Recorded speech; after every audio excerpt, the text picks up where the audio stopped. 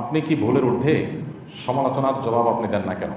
ভাই, আমরা ভুলের ঊর্ধ্বে না, আলহামদুলিল্লাহ, এটা তো আমরা স্বীকার করি। আর সমালোচনার জবাবের ক্ষেত্রে আমাদের একটা মূলনীতি আছে, এটা জানা থাকা দরকার। আসলে মূলনীতিটা হলো যে আমাদের যদি কেউ কোনো ভুল ধরে, আমরা সবসময় চেষ্টা করি যে ভুল ধরাটা কি যথাযথ হয়েছে নাকি অমূলক হয়েছে। একটা হলো যে অযথাই তেনা পেঁচানো, অযথাই একটা বিষয় নিয়ে আপনার বিতর্ক সৃষ্টি করার চেষ্টা করা। আরেকটা হলো না, একবারে টু দ্য পয়েন্ট একটা সুনির্দিষ্ট স্পেসিফিক ভুল হয়েছে। এই দুটোর ভিতরে যদি আমরা দেখতে পাই যে কোনোটি আসলে সমালোচনাটা যথার্থ হয়েছে, আমাদের আসলে ভুল হয়েছে, সাথে সাথে আমরা যেটা করি, আমরা পাল্টা একটা বক্তব্য, একটা লেখনী দিয়ে আমাদের ভুলের বিষয়টাকে আমরা স্বীকার করি এবং পূর্ববর্তী যেটা আমাদের ভুল বক্তব্য ছিল সেটা আমরা প্রত্যাহার করি। এটা আমাদের একটা কমন নিয়ম, অনেকে হয়তো জানেন না। এর আগে আমরা আর্টিফিশিয়াল মেহেদি এটা ব্যবহার করলে উজু হবে কিনা আমরা বলেছিলাম উজু হবে না, কিন্তু পরবর্তীতে আমরা এটা নিয়ে আরও পড়াশোনা করলাম, বিভিন্ন ওলামা ইকরামের ফতোয়া আমাদের সামনে আসলো, তখন আমাদের কাছে পরিষ্কার হয়ে গেছে যে আমাদের আগেরটা ভুল ছিল। আর্টিফিশিয়াল মেহেদি এটা ব্যবহারের ফলে আমাদের ত্বকের উপরে যে আলাদা একটা স্তর পড়ে যায়, লেয়ার পড়ে যায়, মনে হয় লেয়ার পড়ে গেছে বলে মনে হয়, এবং সেটা দেখা যায় খসে খসে পড়ে। তো এটার কারণে উজু হবে না আমরা বলতাম, কিন্তু পরবর্তীতে আমরা এটা নিয়ে আরও ঘাটাঘাটি করলাম, জানাশোনা যখন আরও বাড়লো তখন দেখলাম যে না, এটা আসলে কেমিক্যালের কারণে চামড়ার উপরে থাকা একটা সূক্ষ্ম লেয়ার আসলে পুড়ে এটা পড়ে যায়। এটা মূলত ওই আর্টিফিশিয়াল মেহেদির কারণে লেয়ার তৈরি হয়েছে, যার কারণে চামড়া পানি পৌঁছাচ্ছে না, বিষয়টা সেরকম না। বিষয়টা যখন ক্লিয়ার হয়ে গেল, এই বিষয়ে দেশের বাইরে অন্যান্য আমাদের ফতোয়া যখন আমাদের সামনে চলে আসলো, তখন আমরা আমাদের আগের বক্তব্য প্রত্যাহার করে নিয়েছি। আমাদের পেজ চ্যানেল থেকে সেই ভিডিওগুলো সরিয়ে নতুন করে ভিডিও আমরা সেখানে আপ করে দিয়েছি। এবং মজার বিষয় হলো, আমাদের ইউটিউব চ্যানেলে প্লেলিস্টের মধ্যে একটা প্লেলিস্টের নামকরণই করা আছে এরকম, আমাদের ভুল উক্তি বা বক্তব্যগুলো, অর্থাৎ আমাদের শত শত হাজার হাজার প্রশ্ন উত্তরের মধ্যে যেগুলো ভুল হয়েছে সেগুলোকে আলাদা প্লেলিস্টে রেখে দেওয়া হয়েছে, যাতে করে মানুষ আমাদের ভুল দ্বারা বিভ্রান্ত না হয়, সেখান থেকে যাতে মানুষ সঠিকটা নিয়ে নিতে পারে। তো আমাদের কোনো সমালোচনা যদি যথাযথ হয়, মনে হয় আমাদের কাছে যে আসলে এটা আমাদের ভুল হয়েছে, তো সাথে সাথে আমরা সেটা নিজেরা সংশোধন করি, এবং সংশোধন করতে আমরা দেরি করি না, যত দ্রুত সম্ভব সেটা আমরা করি। আর এটা ইসলামের একটা সৌন্দর্য। আমরা তো সাধারণ মানুষ, আমরা তো তালিব ইলম মানুষ। বড় বড় ইমামগণের যে সমস্ত বক্তব্য ছিল, মাসআলা ছিল, অবস্থান ছিল, সেগুলো থেকে তারা ফিরে এসেছে, এরকম হাজারো নজির আছে, লাখো নজির আছে। তাদের ফিরে আসাটা অবশ্য বেশিরভাগ ক্ষেত্রে ইজতিহাদি কারণে, আবার অনেকের ভুল থেকে ফিরে আসা বা নিজের অবস্থান থেকে ফিরে আসাটা ছিল আপনার ইনফরমেশনগত গ্যাপের কারণে, যে একটা জিনিস জানা ছিল না, তিনি জানছেন, তিনি ফিরে আসছেন। আরেকটা হলো যে না, একটা বিষয়কে তিনি এক অ্যাঙ্গেল থেকে দেখলেন, পরবর্তীতে ভিন্ন অ্যাঙ্গেল থেকে দেখলেন, তার কাছে মনে হলো এটা পরিষ্কার, এটা সঠিক। ইজতিহাদগত ব্যাপার, বড় বড় ইমামদের কথা বলছি। এই জন্য তাদের দেখবেন যে একই মাসালার ক্ষেত্রে কয়েকটা মত আছে, একটা মত আগের ছিল আর একটা মত পরের হয়েছে। এটা ইসলামের সৌন্দর্য। শেখ নাসিরুদ্দিন আলবানী রহমতুল্লাহি আলাইহি সমকালীন যুগের মুহাদ্দিসদের মধ্যে বেশ সুপরিচিত একজন মুহাদ্দিস। হাদিস নিয়ে তার অনেক কাজ, বিপুল পরিমাণ কাজ আছে, আমরা জানি। তো এত বেশি কাজ, এত বেশি আপনার কর্মযজ্ঞ, এত বেশি তালিফাত, লেখালেখি, তার বড় বড় মানে ভলিউম এক একটা সাবজেক্টের উপরে তার বই লেখা, কিতাব লেখা। এরপরও তার জীবনে যে সমস্ত মতামত থেকে তিনি ফিরে এসেছেন, আগেরটা তিনি সঠিক মনে করেননি, পরেরটা সঠিক মনে করছেন, এই মতামতগুলোকে কয়েক ভলিউমের একটা কিতাবে লেখা হয়েছে, যেটার নাম হলো তারাজুআতুল আলবানী। সম্ভবত 4 খণ্ডের একটা কিতাব, মানে কতগুলো একত্র হয়েছে।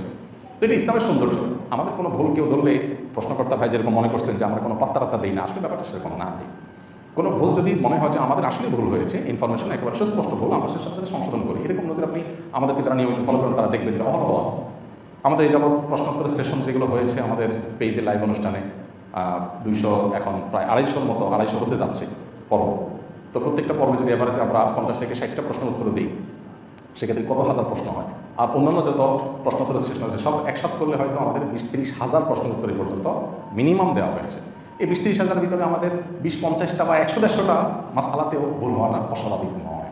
আমরা মানুষ, সেই হিসাবে আল্লাহ মাফ করুক অহংকার থেকে আমাদের কোনো কেউ সমালোচনা করবে, আমরা সাথে সাথে ইয়ে করি। কিছুদিন আগে আমাদের একটা গত রমজানের একটা বক্তব্যের পর এক ভাই আমাকে একটা ক্লিপ দিলেন, যে আমরা বলেছিলাম যে ফিতরা, রমজানের ঈদেতে যে আমরা ফিতরা আদায় করি, যাকাতুল ফিতর বা সাদকাতুল ফিতর, এটা হাদিসের ভাষ্য হলো মান আদ্দাহা ক্বাবলা সালাতি ফাহিয়া সাদাকাতুন মাকবুলা ওয়া মান আদ্দাহা বা'দা সালাতি ফাহিয়া সাদাকাতুন মিনাস সাদাকাত।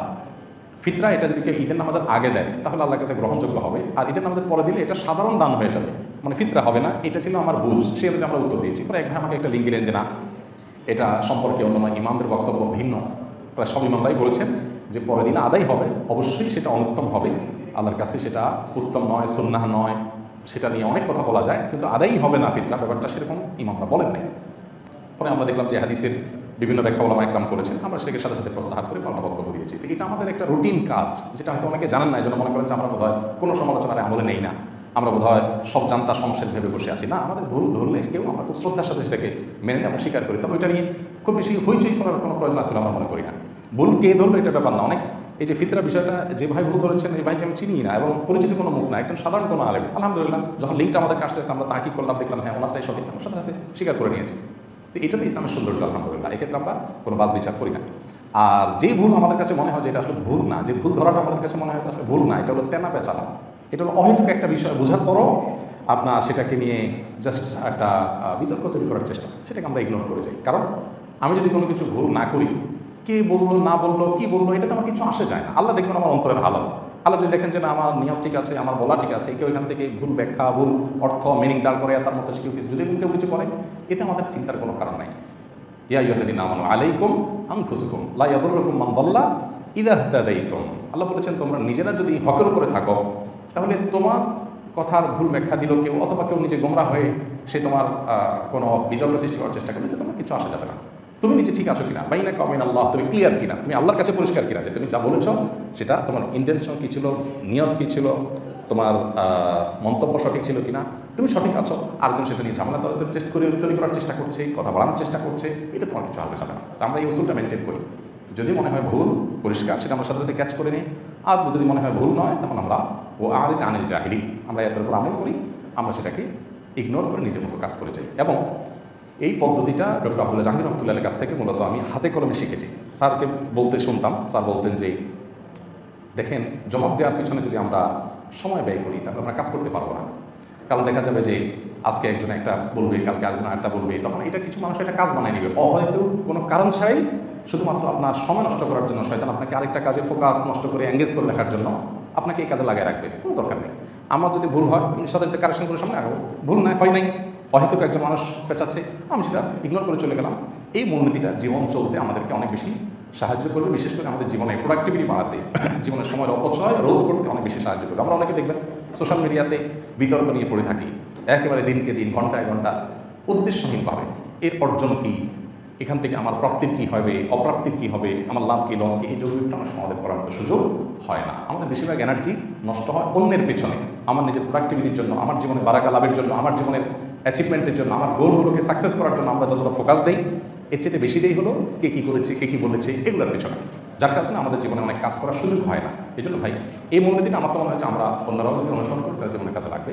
কোনো ভুল হলে সেটা স্বীকার করতে চুল পরিমাণ কার্পণ্য করা উচিত না। কে ধরেছে এটা ব্যাপার না, সাথে সাথে সে স্বীকার করার মতো মানুষকে থাকতে হবে। কারণ অহংকারের আলামতগুলোর ভিতরে একটা হলো বাতারুল হক, সত্য আমি জানছি তারপরেও আমি তেড়ামি করতেছি, আমি গড়িমসি করতেছি, আমি একটা ধামাচাপা দেওয়ার চেষ্টা করতেছি, ইগনোর করার চেষ্টা করতেছি, এটা হলো অহংকার। সত্য জানছি, সাথে সাথে আমি স্বীকার করবো, ও আচ্ছা তাহলে আমি বলেছিলাম, ঠিক আছে, এটা আলহামদুলিল্লাহ। তো এটা ইসলামের সৌন্দর্য, আলহামদুলিল্লাহ। আমাদের দেশটা তো এমন যে আমাদের দেশে হাফেজ সাহেবরা তারাবির নামাজে লোকমা খাইলে মুসলিমরা মনে করে হুজুর অযোগ্য, যার কারণে হাফেজ সাহেবরাও দেখছে যে মুসলিমরা যখন এত বেশি চালাক, তা আমরা একটু আরও বেশি চালাকি করি। কারণ ইমাম তো ইমাম, মুসল্লি তো মুসল্লি যত চালাকি করুক না, ইমামের চাইতে তো ইমামতি নামাজ রিলেটেড বিষয় তো চালাকি করে পারবে না। তো হাফেজ সাহেবরা অনেকে নেগোসিয়েশন করে নেয় যে ভাই তুই আমার লোকমা দিবি না, আমি তোর লোকমা দেবো না, আমার যেটা মিস হয়ে যাবে ওইটা তুমি পরে রিকভার করে নিবা, বা আমরা আলাপ করে রিকভার করে নিব। এই বেহুদা পাবলিক যাতে এটা নিয়ে তেনা বাঁচাতে না পারে, এই জন্য আমরা এই পলিসি করলাম। অনেক হাফেজ সাহেবরা এরকম নেগোসিয়েশন করে নেয়। তো অতি চালাকের যে অবস্থা হয় সে অবস্থা হয় আর কি। অথচ নামাজের মধ্যে ভুল হওয়াটা স্বাভাবিক, আলেমের ভুল হওয়াটা অস্বাভাবিক নয়, কিন্তু সেটাকে আমরা অনেকে এটাকে নিয়ে আমরা অনেক বড় করে দেখি, যার কারণে আমাদের দুর্দশা হয়। আপনি হারাম শরীফে দেখবেন মক্কাতে ইমাম সাহেবদের অনেকের কেরাতে ভুল হয়, এমন ভুল হয়, সূরা কাফিরুনের মধ্যে ভুল হচ্ছে বারবার লোক মানে ছেড়ে ধরতে পারতেছেন না। সূরা ফাতিহাতে একবার ভুল হওয়ার রেকর্ড আছে। তারপরে যে আরও এমন ভুল আছে যে 3বার 4বার লোকমা দিচ্ছে আর লোকমা নিতে পারতেছেন না, এই অবস্থা। তারপরে উনি ওইভাবে নামাজ পড়তেছেন, কোনো অসুবিধা হচ্ছে না, ওনার চাকরির কোনো অসুবিধা হচ্ছে না। আমাদের দেশে হলে এই ইমাম 1 মাসের ভিতরে বিদায় হয়ে যেত। তো আল্লাহ তাআলা আমাদেরকে হেদায়েত দান করুন। আমাদের একটা মূলনীতি আছে, সেটা আপনার প্রশ্নের প্রেক্ষিতে আমরা জানিয়ে দিলাম।